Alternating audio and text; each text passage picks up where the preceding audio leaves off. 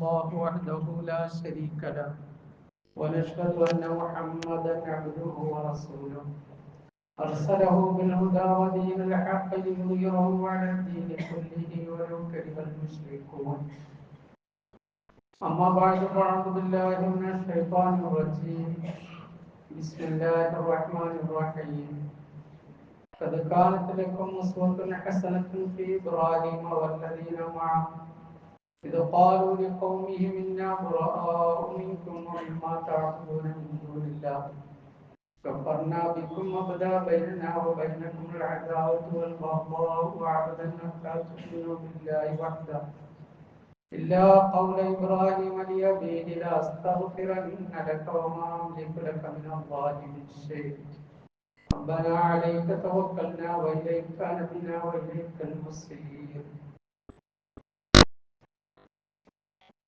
عن عمرو بن العاص رضي الله تعالى عنه أنه قال رأى النبي صلى الله عليه وسلم علي ثوبين معسكرين فقال صلى الله عليه وسلم إن هذه من ثوب الكفار لا تلبسها كما قال عليه الصلاة والسلام صدق الله العظيم وصدق رسوله النبي الكريم ونحن على ذلك من الشاهدين والشاكرين الحمد لله رب العالمين. ബഹുമാനമുള്ള മുഅ്മിനീങ്ങളായ സഹോദരന്മാരെ, അല്ലാഹു സുബ്ഹാനഹു വ തആല അവന്റെ കൽപ്പനകൾ അനുസരിച്ച് ജീവിച്ച് ഈമാനോടുകൂടി മരണപ്പെടുന്നതിന് തൗഫീഖ് നൽകുമാറാകട്ടെ. ഹക്കായ കാര്യങ്ങൾ പറയാനും കേൾക്കാനും ജീവിതത്തിൽ പ്രാവർത്തികമാക്കാനും അല്ലാഹു അനുഗ്രഹിക്കുമാറാകട്ടെ. ബാക്കിയുള്ള ജീവിതം അല്ലാഹുവിന്റെ പൊരുത്തത്തിലായി തൃപ്തിയിലായി കഴിച്ചുകൂട്ടാൻ അല്ലാഹു തൗഫീഖ് നസീബാക്കുമാറാകട്ടെ. പരിശുദ്ധ ഖുർആനിലെ 60-ാമത്തെ അധ്യായം, അതിന്റെ പേര് അൽ മുംതഹന എന്നാണ്. പരീക്ഷിക്കപ്പെടേണ്ടവൾ എന്നാണ് അതിന്റെ അർത്ഥം. പരിശുദ്ധ ഇസ്ലാമിന്റെ നമ്മൾ വളരെ ശ്രദ്ധിക്കേണ്ട അഖീദയുമായി, അഖീദ എന്ന് പറഞ്ഞാൽ വിശ്വാസ സംബന്ധമായ കാര്യങ്ങളുമായി ബന്ധപ്പെട്ട പല വിഷയങ്ങളും ആ അധ്യായത്തിൽ അല്ലാഹു പറയുന്നുണ്ട്. നബിതങ്ങൾ സല്ലല്ലാഹു അലൈഹി വസല്ലമയുടെ ജീവിതത്തിന്റെ അവസാന ഘട്ടങ്ങളിലാണ് ഇത് അവതരിക്കുന്നത്. അഥവാ മക്ക ഫതഹിന് മുമ്പ്, ഹുദൈബിയ സന്ധിക്ക് ശേഷമാണ് ഈ സൂറത്ത് അവതരിക്കുന്നത്. ഇതിന്റെ അവതരണത്തിന്റെ കാരണം വളരെ പ്രധാനപ്പെട്ട ഒരു സഹാബിയായ ആതബ് ബിൻ അബീ ബൽത എന്ന മഹാൻ മക്കക്കാർക്ക് ഒരു കത്തയച്ചതാണ് അവതരണ കാരണം. സല്ലല്ലാഹു അലൈഹി വസല്ലമ തങ്ങളും സഹാബികളും മക്കയിലേക്ക് മക്ക കീഴടക്കാൻ വേണ്ടി വരുന്നുണ്ട് എന്നറിയിക്കുന്ന ഒരു കത്ത് അല്ലാഹു തആല വഹയിലൂടെ റസൂലുള്ളാഹി സ്വല്ലല്ലാഹു അലൈഹി വസല്ലമയുടെ ആ കത്തിന്റെ വിവരം അറിയിച്ചു കൊടുക്കുകയും ആ കത്തുമായി പോയ അടിമ സ്ത്രീയെ അലി റളിയല്ലാഹു അൻഹുവിനെ അയച്ച് ജനങ്ങൾ വഴിയിൽ വെച്ച് അവരെ തടഞ്ഞു നിർത്തിയ കത്ത് വാങ്ങിച്ച് തിരിച്ചു കൊണ്ടുവരികയും ചെയ്തു. അദ്ദേഹം ഇസ്ലാമിനോടുള്ള ഉറപ്പിന്റെ പേരിലോ പ്രവാചകരോടുള്ള ദേഷ്യത്തിന്റെ പേരിലോ അല്ലെങ്കിൽ ഒരു ചതി ഉദ്ദേശിച്ചൊന്നും ചെയ്തതായിരുന്നില്ല. മറിച്ച് ജനങ്ങളും സഹാബാക്കളും അവിടേക്ക് പോയാൽ അദ്ദേഹത്തിന്റെ മക്കളും കുടുംബക്കാരും ഒക്കെ അവിടെ ഉണ്ട്. മക്കക്കാര് അവരെ ഉപദ്രവിക്കാതിരിക്കാൻ വേണ്ടി ചെയ്ത, താൽക്കാലികമായി സംഭവിച്ചു പോയ ഒരു ദുർബല നിമിഷത്തിൽ സംഭവിച്ച ഒരു വീഴ്ചയായി. എന്തായാലും ഈ കത്ത് കണ്ടപ്പോൾ ഉമർ റളിയല്ലാഹു അൻഹു പോലെയുള്ള ഗൗരവക്കാരായ സഹാബികൾ പറഞ്ഞു, അവരെ വിട്ടേക്ക്, അദ്ദേഹം മുനാഫിക്കാണ്, കൊന്നുകളയട്ടെ. റസൂലുള്ളാഹി സ്വല്ലല്ലാഹു അലൈഹി വസല്ലം അവരെ സ്വാന്തനപ്പെടുത്തി ഇരുത്തുകയും, അദ്ദേഹം ബദറിൽ പങ്കെടുത്തയാളാണ്, ബദറിൽ പങ്കെടുത്ത സഹാബികളോട് അല്ലാഹു തആല ഒരു പക്ഷേ അവരെ നോക്കിയാൽ നിങ്ങൾ എന്തും ചെയ്തോ മാപ്പാക്കുമെന്ന് പറയും എന്നൊക്കെ പറഞ്ഞ് ആശ്വസിപ്പിക്കുകയുണ്ടായി. അപ്പോഴാണ് ഈ സൂറത്ത് അവതരിക്കുന്നത്. ഈ സൂറത്തിന്റെ വിവിധ വചനങ്ങൾ പരിശോധിച്ചാൽ മുഅ്മിനീങ്ങളായ നമ്മൾ, മുസ്ലിമീങ്ങൾ, നമ്മുടെ വിശ്വാസത്തിന്റെ കാര്യത്തിൽ സ്വീകരിക്കേണ്ട നിലപാടുകളെ സംബന്ധിച്ചും പരലോകത്ത് നമ്മൾ നഷ്ടപ്പെടാതിരിക്കാൻ വേണ്ടി പൊതുസമൂഹത്തിൽ ജീവിക്കുമ്പോൾ നമ്മൾ എങ്ങനെ നമ്മുടെ വിശ്വാസത്തെ സൂക്ഷിക്കണം എന്നതിനെ സംബന്ധിച്ച് വിവരിക്കുന്നുണ്ട്. പല കാര്യങ്ങൾ ആ സൂറത്തിൽ ഇതുമായി ബന്ധപ്പെട്ട് മറ്റുള്ളവരുമായി ബന്ധപ്പെട്ടുള്ള നമ്മുടെ സമീപനത്തെ ഈ അധ്യായം വിവരിക്കുന്നു. ഇസ്ലാമിലേക്ക് കടന്നു വരുന്ന മുസ്ലിങ്ങളുടെ അടുക്കലേക്ക് ഹിജ്റ ചെയ്തു വരുന്ന സ്ത്രീകളെ കുറിച്ച് പറയുന്ന ആയത്ത് അതിൽ കാണാൻ കഴിയും.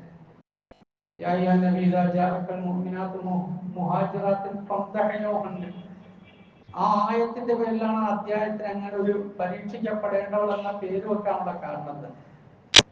അല്ലേ പ്രവാചകരെ, നിങ്ങളുടെ അടുക്കലേക്ക് ഹിജ്റ ചെയ്ത് സ്ത്രീകൾ മുസ്ലിമായി വന്നാൽ അവരെ ഒന്ന് പരീക്ഷിച്ചു നോക്കും. അവർ ഈമാനും ഇസ്ലാമും ആഗ്രഹിച്ചുകൊണ്ട് വന്നവരാണെങ്കിൽ അവരെ തിരിച്ചയക്കരുത്. അതാണ് അതിന്റെ ഒരു നിർദ്ദേശം. മക്കയിൽ നിന്നും മദീനയിലേക്ക് അന്നത്തെ സാഹചര്യത്തിൽ 450 കിലോമീറ്റർ യാത്ര ചെയ്ത ഒരു സ്ത്രീ മദീനയിൽ എത്തിയാൽ നിങ്ങളൊന്ന് പരീക്ഷിച്ചു നോക്ക്. അവർ ഇസ്ലാമിനെ ആഗ്രഹിച്ച് കൊതിച്ചുമാണ് വന്നതെങ്കിൽ അവിശ്വാസികളിലേക്ക് അവരെ മടക്കി അയക്കരുത്. അപ്പോൾ ശരിക്കും നമ്മളൊന്ന് ആലോചിച്ച് നോക്കി, ഇസ്ലാമിന്റെ മേൽ ലൗകികാദ് ഉൾപ്പെടെയുള്ള ആരോപണങ്ങൾ ആരോപിക്കുന്നവർ എത്ര വലിയ പച്ച കള്ളമാണ് പറയുന്നത്. ഇസ്ലാമിന് അങ്ങനെ ഒരു അവസ്ഥ പോയിട്ട് ചിന്തിക്കാൻ പോലും കഴിയാത്തൊരു കാര്യമാണ്. ഇത്ര ദൂരെ യാത്ര ചെയ്തു വരുന്ന സ്ത്രീകൾ ഭർത്താവിനോട് പിണങ്ങി വന്നതാണോ? മറ്റൊരു നാട്ടിലേക്ക് പോയി താമസിക്കാനുള്ള ആഗ്രഹത്തിൽ വന്നതാണോ? വേറെന്തെങ്കിലും കുഴപ്പമുണ്ടാക്കിയിട്ട് വന്നതാണോ എന്ന് പരീക്ഷിക്കാൻ അല്ലാഹു തന്നെ ഖുർആനിൽ പ്രവാചകനോട് പറയുക. പിന്നെ ഒരു സ്ത്രീയെ സ്നേഹിച്ച് ഇസ്ലാമിലേക്ക് കൊണ്ടുവരാൻ അങ്ങനെ കൽപ്പിച്ചു ഇസ്ലാം. അപ്പൊ ഇങ്ങനത്തെ കുറെ വിഷയങ്ങൾ പറയുന്നു. വേറെ ആയത്തിൽ ആ സൂറത്തിൽ തന്നെ ഇസ്ലാം സ്വീകരിച്ചു വരുന്ന പുരുഷന്മാർ സ്ത്രീകളോട് ചെയ്യേണ്ട കരാറിനെ കുറിച്ച് പറയുന്നു.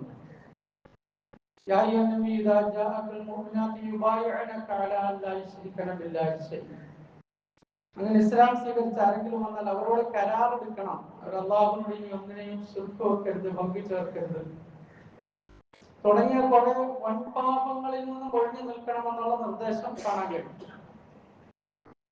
എന്നാൽ ഈ സൂറത്തിൽ അടിസ്ഥാനപരമായി പഠിപ്പിക്കുന്ന ഒരു വിശ്വാസ കാര്യമാണ് മുഅ്മിനീങ്ങൾ അവരുടെ ജീവിതത്തിൽ പുലർത്തേണ്ട ഒരു കാര്യം. പ്രത്യേകം അല്ലാഹു തആല പഠിപ്പിക്കുന്നു. അത് അൽ ബറാഉ വൽ വലാഉ എന്ന് വിശ്വാസ സംബന്ധമായ ഗ്രന്ഥങ്ങളിൽ ആ വിജ്ഞാന ശാഖയിൽ പഠിപ്പിക്കപ്പെടുന്ന ഒരു കാര്യമാണ്. ബറ എന്ന് പറഞ്ഞാൽ ഒഴിവായി നിർത്തുക, വല എന്ന് പറഞ്ഞാൽ ചേർത്ത് നിർത്തുക. ഇവിടെ ഈ സൂറത്തിന്റെ ആദ്യത്തിൽ തന്നെ അതുമായി ബന്ധപ്പെട്ട് വിശദീകരിച്ചുകൊണ്ടാണ് പറഞ്ഞുകൊണ്ടാണ് അവതരിക്കുന്നത്. സൂറത്തിന്റെ അവതരണ പശ്ചാത്തലം നമ്മൾ സൂചിപ്പിച്ചു. യാ അയ്യുഹല്ലദീന ആമനൂ ലാ തത്തഖിദൂ അദുവ്വി വഅദുവ്വക്കും ഔലിയാഅ തുൽഖൂന ഇലൈഹിം ബിൽ മവദ്ദ. തുടക്കത്തിൽ അല്ലാഹു പറഞ്ഞല്ലേ, മുഅ്മിനീങ്ങളെ, എന്റെയും നിങ്ങളുടെയും ശത്രുക്കളെ അവരിലേക്ക് സ്നേഹം വിട്ടുകൊടുത്തുകൊണ്ട് നിങ്ങൾ അവരെ ആത്മമിത്രങ്ങളാക്കരുത്. അത് ഒരു ബറാഇനെ പരിചയപ്പെടുത്തുക. അഥവാ ഇസ്ലാമിന്റെ ശത്രുക്കളെ, വ്യക്തമായി ഇസ്ലാമിന്റെ ശത്രുവാണെന്ന് ബോധ്യപ്പെട്ടയാളുമായിട്ട് ആത്മബന്ധം പാടില്ല. ഖുർആൻ പറയുമ്പോൾ നമുക്ക് വളരെ അന്യമായിട്ട് തോന്നാം. അല്ലെങ്കിൽ ഖുർആന്റെ ഇത്തരത്തിലുള്ള ആയത്തുകളെ മറ്റുള്ളവർ ദുർവ്യാഖ്യാനം ചെയ്ത് പ്രചരിപ്പിക്കാറുണ്ട്. യഥാർത്ഥത്തിൽ ഇത് ലോകത്ത് ഇന്നും എന്നും എല്ലാ സ്ഥലങ്ങളിലും എല്ലാ നാടുകളിലും എല്ലാ മനുഷ്യരിലും നിലനിൽക്കുന്ന ഒരു കാര്യത്തെ അള്ളാഹു ഓർമ്മപ്പെടുത്തിയതാണ്. ഒരാളുടെ കുടുംബത്തിനോട് കടുത്ത ശത്രുത വെച്ച് പുലർത്തുന്ന ഒരാളെ ആ കുടുംബത്തിൽപ്പെട്ട ഒരാൾ ആത്മമിത്രമാക്കിയാൽ ആ കുടുംബക്കാർ സഹിക്കുമോ? ഒരു രാജ്യത്തിന്റെ ശത്രുവിനോട് രഹസ്യബന്ധം കാത്തു സൂക്ഷിച്ച് അയാളിലേക്ക് രഹസ്യങ്ങൾ കൈമാറിയ ഒരു രാജ്യം സഹിക്കൂ? ഇത്രയും ആധുനികമായി പുരോഗമനത്തിലെത്തിയ ഏതെങ്കിലും രാഷ്ട്രം സഹിക്കൂ? അങ്ങനത്തെ ഒരു കാര്യം സംഭവിച്ചില്ല. ഒരു ഊഹമുണ്ടെങ്കിൽ തന്നെ അയാളെ വെറുതെ ഉള്ളൂ. അയാളെ രാജ്യദ്രോഹം ചെയ്തയാളായി പ്രഖ്യാപിക്കുമെന്ന് മാത്രമല്ല, അയാൾക്ക് ശിക്ഷാ നടപടികൾ അയാളുടെ മേൽ എടുക്കും. അയാൾ ചെയ്തിട്ടുണ്ടെങ്കിലും ഇല്ലെങ്കിലും പലപ്പോഴും അത്തരത്തിലുള്ള പലരെയും പിന്നീട് വിട്ടയക്കപ്പെട്ടിട്ടുണ്ട് കോടതികൾ. അയാൾ ചെയ്തിട്ടില്ല എന്ന് പറഞ്ഞു. അപ്പോൾ സംശയത്തിന്റെ പേരിൽ അയാളുടെ ശിക്ഷ നടപ്പാക്കപ്പെടുന്നുണ്ട്. എന്താണ് അതൊരു പൊതുവായി ലോകം അംഗീകരിക്കുന്ന ഒരു വിഷയമാണ്. അതാണ് ഖുർആനോട് പറഞ്ഞത്. ഖുർആൻ പറയുമ്പോൾ മാത്രം വേറെ കണ്ണിലൂടെ നോക്കുന്നതേ ഉള്ളൂ. നിങ്ങളുടെയും അല്ലാഹുവിന്റെയും ശത്രുക്കളെ നിങ്ങൾ മിത്രങ്ങളാക്കരുത്. ഒരു കാര്യം അതാണ് വിവിധ ആയത്തുകളിൽ ആയത്തുകളിലുള്ളത്. യഹൂദി നസാറാക്കളെ നിങ്ങളുടെ ആത്മമിത്രങ്ങൾ ഔലിയാക്കളാക്കരുതെന്ന് പറഞ്ഞാൽ നിങ്ങളുടെ ശത്രുഭാഗത്ത് നിൽക്കുന്ന അത്തരക്കാരെ നിങ്ങൾ മിത്രങ്ങളായി സ്വീകരിക്കരുത്. രഹസ്യമായിട്ട് അവരുമായിട്ടുള്ള ബന്ധം നിങ്ങൾ സ്ഥാപിക്കരുത്. അതിന്ന് മുസ്ലിങ്ങൾക്ക് മനസ്സിലാകാത്ത ഒരു കാര്യമാണ്.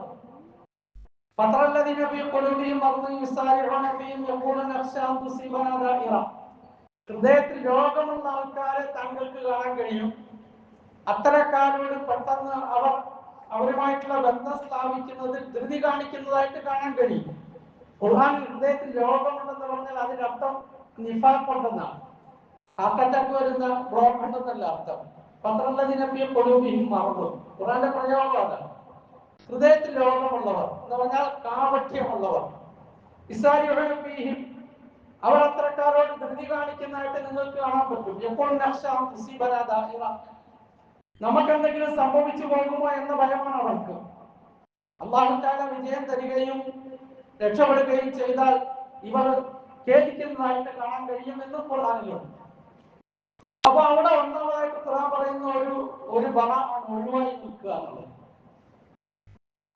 സൂറത്തുൽ ഹശ്റിന്റെ അവസാനത്തിൽ കാണാൻ കഴിയും സഹാബികൾ പലപ്പോഴും ഉഹദിലും ബദറിലും ഒക്കെ അവർ ഏറ്റുമുട്ടേണ്ടി വന്നത് ഏതോ നാട്ടുകാരോടല്ല, സ്വന്തം നാട്ടുകാരോടാണ്. ഏതോ ആൾക്കാരോടല്ല, ഏറ്റവും അടുത്ത ബന്ധുക്കളോടാണ്, അറബികളോടാണ്, അവരുടെ പിതാക്കന്മാർ മക്കളോടാണ്. വിഷയം എന്താണ്? ഈമാനായിരുന്നു പ്രശ്നം. ഈമാന്റെ വിഷയത്തില്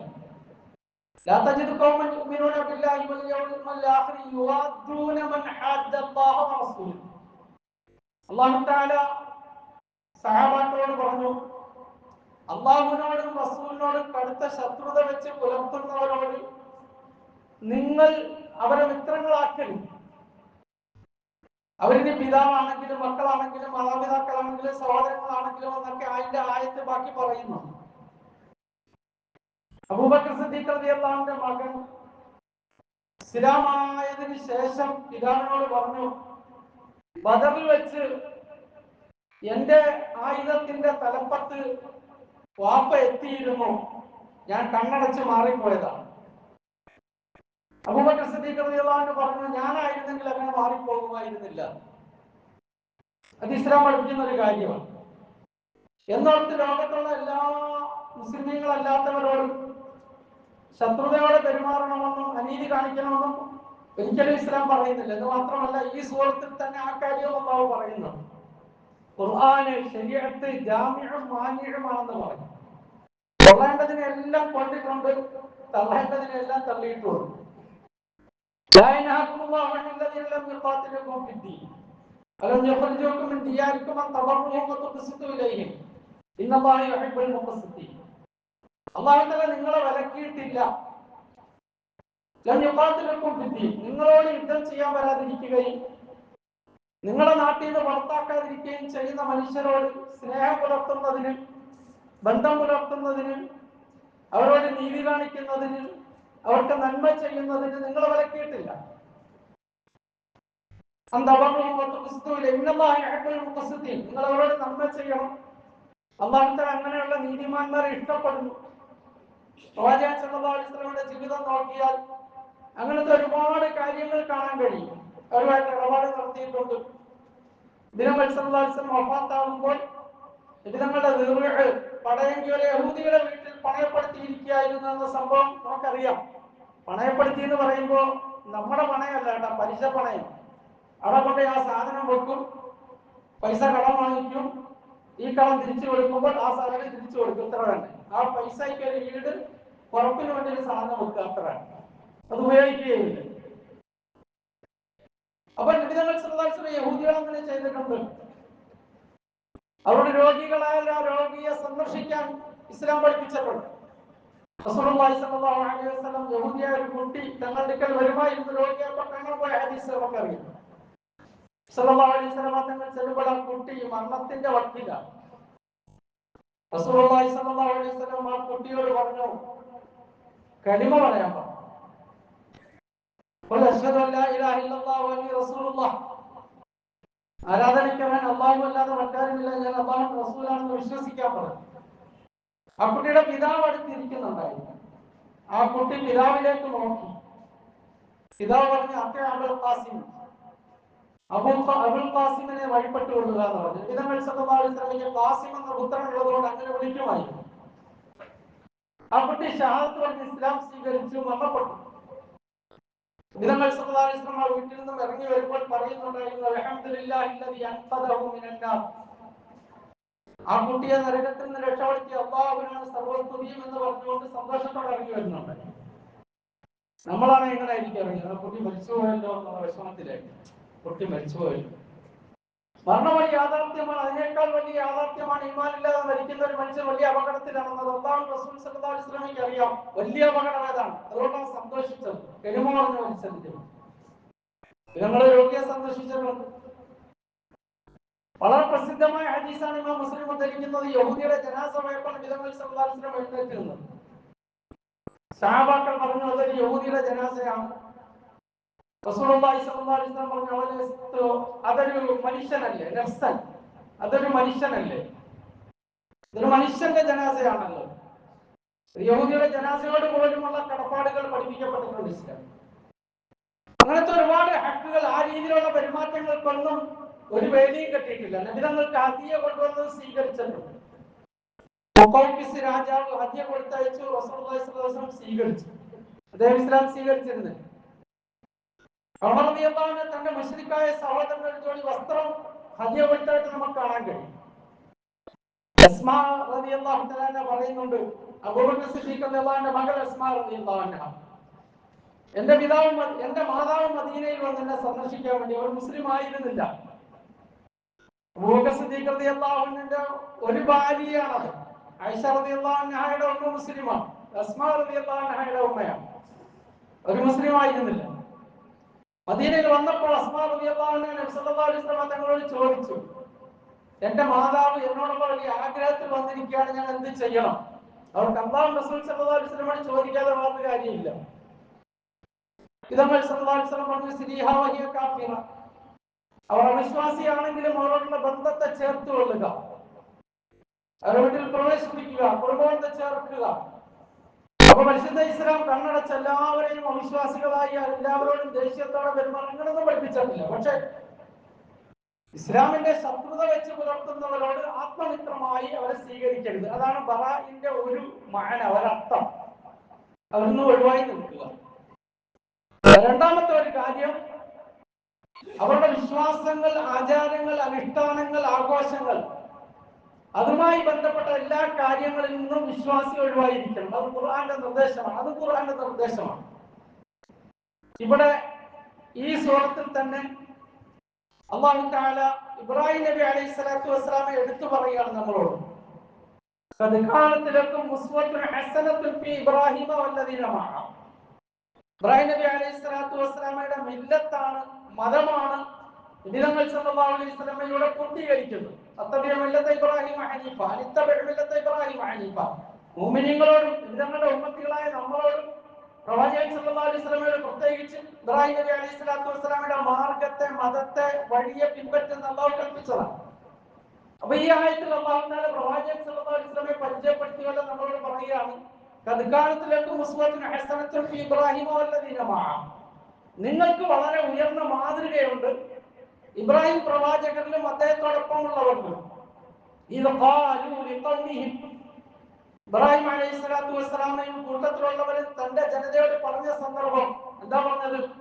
ഇന്നാ ബുറആഉ മിൻകും വമിമ്മാ തഅബുദൂന മിൻ ദൂനില്ലാഹ്, തീർച്ചയായും നിങ്ങളിൽ നിന്നും നിങ്ങൾ അല്ലാഹുവിന് പുറമെ ആരാധിക്കുന്ന വസ്തുവകകളിൽ നിന്നും ഞാൻ ബരീആണ്, ഞാൻ ഒഴിവായവനാണ്. ഈ ബറാഅ്, ഇതുമായിട്ട് എനിക്ക് യാതൊരു ബന്ധവുമില്ല. അതിൽ ഞാൻ സമ്പൂർണമായി ഒഴിവായവനാണ്.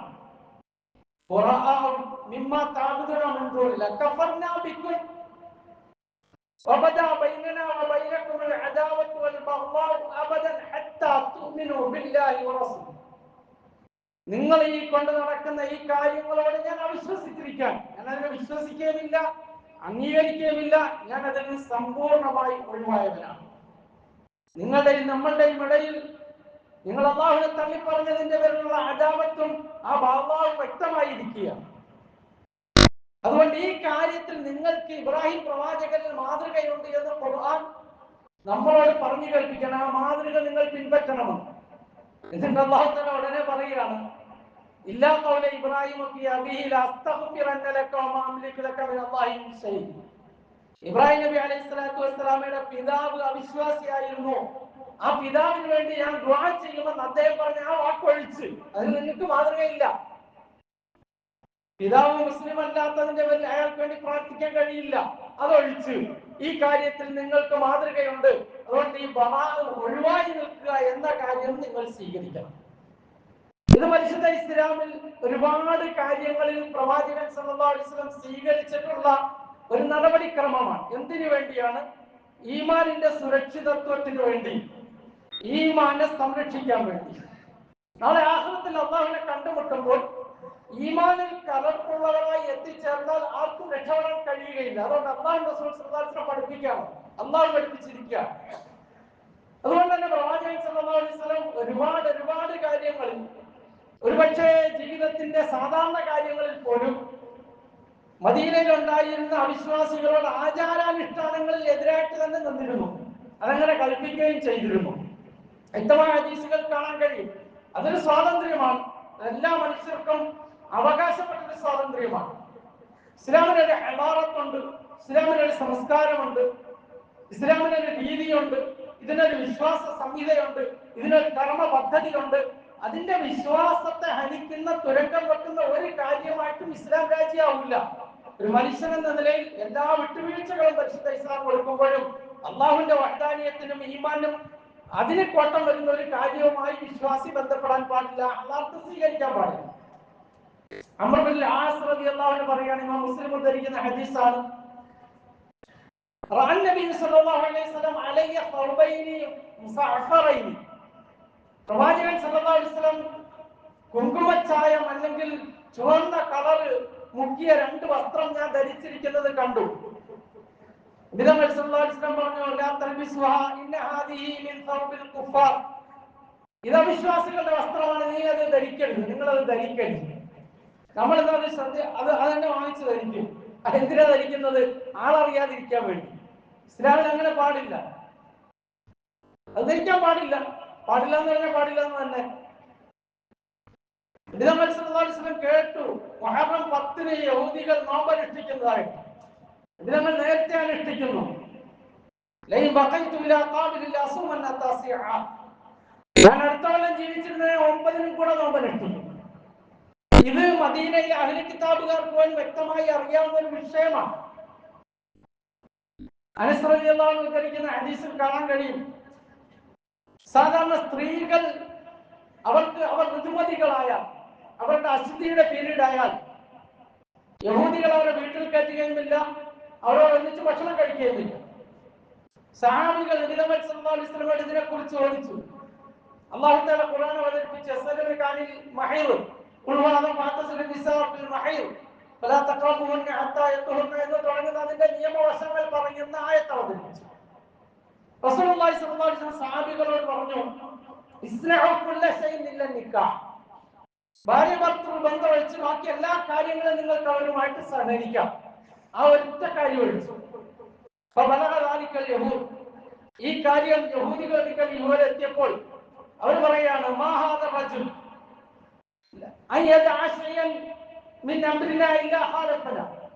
ഈ മനുഷ്യൻ നമ്മുടെ ഏത് കാര്യത്തിനും നമ്മളോട് എതിരാണല്ലോ.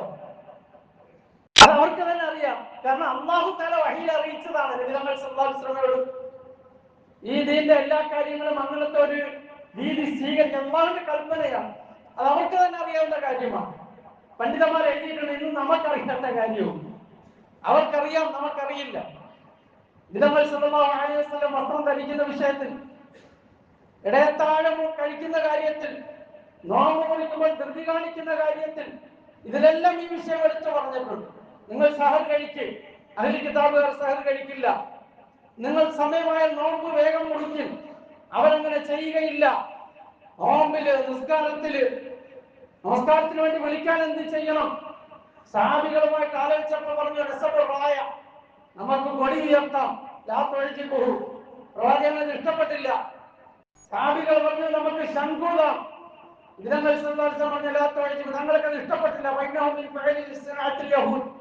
അത് യഹൂദികളാണ്, അവരുടെ ആരാധനയ്ക്ക് വേണ്ടി ശംഖ് വിളിക്കുന്നത്. സഹാബികൾ പറഞ്ഞു, നമുക്ക് മണിയടിക്കാം. പ്രവാചകൻ സല്ലല്ലാഹു അലൈഹി വസല്ലം അത് ഇഷ്ടപ്പെട്ടില്ല. കാരണം അത് ക്രൈസ്തവർ അവരുടെ ആരാധനയ്ക്ക് വേണ്ടി വിളിക്കുന്നതാണ്. തീരുമാനമായില്ല.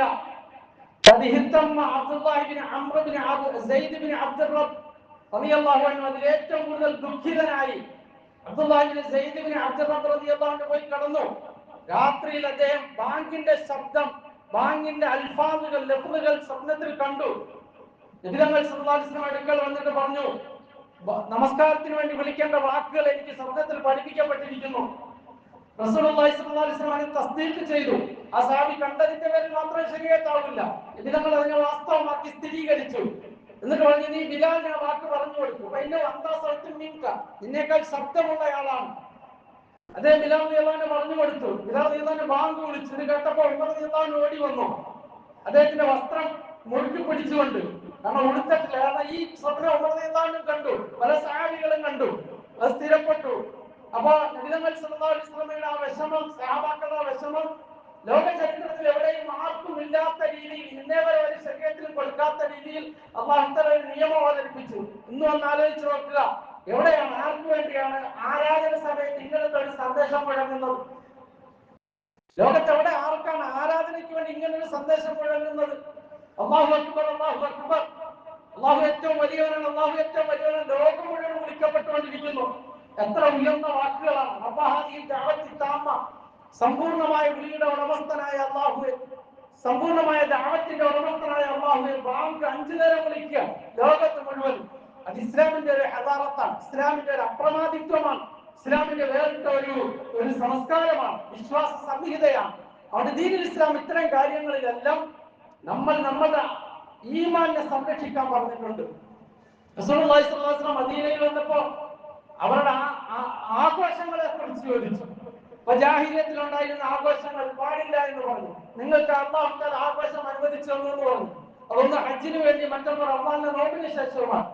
നബി സല്ലല്ലാഹു അലൈഹി വസല്ലം പഠിപ്പിച്ച എല്ലാ കാര്യത്തിലും ഇങ്ങനെ കാണാൻ കഴിയും. അപ്പൊ ഒരു ബറാഅ്, വിശ്വാസ സംബന്ധമായിട്ടും ഒരു ബറാഅ് ആവശ്യമാണ്. ഇവിടെ ആ ഒഴിവാകലില്ലാതെ സാദൃശ്യപ്പെട്ടാൽ എന്ത് സംഭവിക്കും? അത് ഈ അഖീദയുടെ കിതാബിൽ പറയുന്നുണ്ട്. അല്ലാഹു റസൂൽ സല്ലല്ലാഹു അലൈഹി വസല്ലം പറഞ്ഞു, മൻ തശബ്ബഹ ബിഖൗമിൻ ഫഹുവ മിൻഹും. നിങ്ങൾ ഏതെങ്കിലും ഒരു സമൂഹത്തോട് സാദൃശ്യമായാൽ അവരിൽ പെട്ടയാളായിരിക്കും. നാളെ ആഖിറത്തിൽ അവരോടൊപ്പമായിരിക്കുമെന്ന് തന്നെയാണ് ഹദീസ്. അവരിൽ പെട്ടയാളായിരിക്കും. അപ്പൊ മറ്റുള്ളവർ അവരുടെ ആഘോഷത്തിന് വേണ്ടി നല്ല ചുമന്ന ഡ്രസ്സുകളൊക്കെ വന്നിട്ടുണ്ട്, സാന്താക്ലാസിന്റെ ഉടുപ്പൊക്കെ വാങ്ങിച്ച് കൊച്ചു കുട്ടികൾക്കൊക്കെ ഇട്ട് ധരിപ്പിച്ച് മുസ്ലിം കൊണ്ടുപോയാൽ ആ കുട്ടിയെ കുഫറിലേക്കും ശിർക്കിലേക്കുമാണ് കൊണ്ടുപോകുന്നത്. അവരുടെ സ്റ്റാർ തൂക്കിയിട്ട് അത് നമ്മൾ ആനന്ദമായിട്ട് കണ്ടാൽ ആ കുഫറിനെയും ശിർക്കിനെയുമാണ് നമ്മൾ സന്തോഷിക്കുന്നത്. യഥാർത്ഥത്തിൽ അല്ലാഹു തആലയ്ക്ക് ഏറ്റവും വെറുപ്പുള്ള ഒരു കാര്യം സൂറത്തുൽ കഹ്ഫിന്റെ ആരംഭത്തിൽ റബ്ബുൽ ആലമീൻ പറയുന്നുണ്ട്, കബറത്തു കലിമതൻ തഖ്റുജു മിൻ അഫ്വാഹിഹിം ഇൻ യഖൂലുന ഇല്ലാ കദിബ. അവരെത്ര ഗുരുതരമായ വാക്കാണ് റബ്ബുൽ ആലമീന്റെ മേൽ പറഞ്ഞത്. അല്ലാഹുവിന് പുത്രനുണ്ട് എന്ന്, അല്ലാഹുവിന് സന്താനമുണ്ട് എന്ന്. അല്ലാഹുവിന്റെ കബറത്തു കലിമതൻ, എത്ര ഗുരുതരമായ വാക്കാണത്. ഇൻ യഖൂലുന ഇല്ലാ കദിബ, കള്ളമല്ലാതെ അവർ പറയുന്നില്ല. സൂറത്തുൽ മാഇദയുടെ അവസാന ഭാഗത്ത് നോക്കിയാൽ നമുക്ക് കാണാൻ കഴിയും, നാളെ ആഖിറത്തിൽ ഈസാ നബി അലൈഹിസ്സലാത്തു വസ്സലാമെ പിടിച്ചു നിർത്തുമ്പോൾ അല്ലാഹുവിന്റെ ചോദ്യത്തിന്റെ ശൈലി ഖുർആൻ പറയുന്നത്, ഇൻഖാലല്ലാഹു യാ ഈസാ ഇബ്നു മറിയം അൻത ഖുൽത ലിന്നാസി തഖിദൂനി വഉമ്മി ഇലാഹി മിൻ ദൂനില്ലാഹ്. അല്ലാഹുവിന്റെ ചോദ്യത്തിന്റെ ശൈലി നേർക്ക് നേരെ നമ്മൾ ഒരു പ്രവാചകൻ എന്ന രീതിയിലുള്ള അദബും മര്യാദയൊക്കെ മാറ്റി വെച്ചിട്ട് അറബിയുടെ നേർക്ക് നേരെ അർത്ഥം പറഞ്ഞാൽ എന്താണ് അർത്ഥം എന്നറിയാമോ? അൻത ഖുൽത ലിന്നാസി, നീയാണോടാ പറഞ്ഞതെന്നാണ് അതിന്റെ അർത്ഥം. പ്രവാചകൻ എന്ന രീതിയിൽ നമ്മൾ അർത്ഥം പറയുന്ന വേറൊന്നാണ്. നേർക്ക് നേരെ അറബിയിൽ അർത്ഥം നീയാണോടാ പറഞ്ഞത് ഇത്തഹദൂനി വ ഉമ്മിയ ഇലാഹൈനി മിൻ ദൂനില്ലാഹ്, എന്നെയും എന്റെ മാതാവിനെയും അല്ലാഹുവിന് പുറമെ ആരാധിക്കാൻ നീയാണോ പറഞ്ഞത്? മാ ഖുൽതു ലഹും ഇല്ലാ മാ അമർതനി ബി, അല്ലാഹുവേ നീ എന്നോട് കൽപ്പിച്ചതല്ലാത്തതൊന്നും ഞാൻ പറഞ്ഞിട്ടില്ല. അനി അബ്ദുല്ലാഹ റബ്ബി വ റബ്ബക്കും, എന്റെയും നിങ്ങളുടെ രക്ഷിതാവായ അല്ലാഹുവിനെ മാത്രം ആരാധിക്കാൻ. വകുൻതു അലൈഹിം ഷഹീദൻ മാ ദുംതു ഫീഹിം, ഞാൻ അവരിൽ ഉള്ളിടത്തോളം കാലം അതിന് ഞാൻ സാക്ഷിയാ. നീ എന്നെ ഏറ്റെടുത്തു കഴിഞ്ഞപ്പോൾ പിന്നെ നീയാണ് കണ്ടത്, നീയാണ് അവരെ നിരീക്ഷിച്ചത്. നീ എല്ലാത്തിനും സാക്ഷിയാണ്. എനിക്കതറിയില്ല, ഞാൻ കണ്ടില്ല, സാക്ഷിയല്ല. ശഫാഅത്തുൽ കുബ്ര റസൂലുള്ളാഹി സ്വല്ലല്ലാഹു അലൈഹി വസല്ലം തങ്ങൾക്ക് ലഭിക്കുന്നത് തന്നെ എല്ലാ നബിമാരും കൈയൊഴിയുമ്പോഴാണ്. ആദം നബി കൈയൊഴിയും, നോഹ് നബി അലൈഹി സ്വലാം കൈയൊഴിയും, ഇബ്രാഹിം നബി അലൈഹി സ്വലാത്തു വസ്സലാം കൈയൊഴിയും, മൂസാ നബി അലൈഹി സ്വലാത്തു വസ്സലാം കൈയൊഴിയും. ഈ പ്രവാചകന്മാരെല്ലാം അടുത്താണ്ട് പറഞ്ഞോടും. എല്ലാവരും അവസാനം പറയും ഈസാ അലൈഹി സ്വലാത്തു വസ്സലാം എടുക്കൽ ചെല്ലും. അല്ലാഹുവിന്റെ ആത്മാവ് കൊണ്ട് സൃഷ്ടിച്ചതെന്ന് ഖുർആനിൽ പറഞ്ഞ പിതാവില്ലാതെ സൃഷ്ടിക്കപ്പെട്ട ഈസാ അലൈഹി സ്വലാത്തു വസ്സലാം എടുക്കൽ ചെല്ലുമ്പോൾ ഈസാ നബി പറയും, ഇല്ല, നിങ്ങൾ മുഹമ്മദ് നബി സല്ലല്ലാഹു അലൈഹി വസല്ലം അടുക്കലേക്ക് പോകും. എനിക്ക് ശേഷം, എന്നെ ഉയർത്തപ്പെട്ടതിന് ശേഷം എന്നെ ആരാധിച്ചു, അവൻ അള്ളാഹുവിന്റെ മകനാണ് ഞാനെന്ന് പറഞ്ഞു. ഇന്ന് എന്നോട് റബ്ബ് എങ്ങനെ പെരുമാറുമെന്ന് എനിക്കറിയില്ല, ഞാൻ ഭയപ്പെട്ടിരിക്കുകയാണ്. പിന്നെ ജനങ്ങൾ അവിടുന്ന് ഓടിയിട്ട് റസൂലുള്ളാഹി സ്വല്ലല്ലാഹു അലൈഹി വസല്ലം അടുക്കൽ പോകും. മുസ്ലിം ഉദ്ധരിക്കുന്ന ഹദീസാണ്. ഇതിനങ്ങൾ സല്ലല്ലാഹു അലൈഹി വസല്ലം അല്ലാഹുവിന്റെ അർശിന്റെ മുന്നിൽ സുജൂദിലേക്ക് വീഴും, ഭയപ്പെട്ടുകൊണ്ട്. അല്ലാഹു ചില വചനങ്ങൾ പഠിപ്പിച്ചു കൊടുക്കും. ഇതിനങ്ങൾ സല്ലല്ലാഹു അലൈഹി വസല്ലം ആ സമയത്ത് സുജൂദിൽ കിടന്ന് ശഫാഅത്ത് ചെയ്യും. അല്ലാഹു തആല അത് സ്വീകരിക്കും. ഹദീസിൽ കാണാൻ കഴിയും. അപ്പൊ അല്ലാഹുവിന്റെ അടുക്കൽ അത് ഏറ്റവും ഗൗരവമുള്ളതാണ്. അപ്പോ പരിശുദ്ധ ഇസ്ലാം പറയുന്നു, അവിടെ അത്തരം വിശ്വാസങ്ങളുടെ അടിസ്ഥാനത്തിൽ ഉണ്ടാകുന്ന ഒരു കാര്യത്തെ അത് അവർ ചെയ്തോട്ടെ.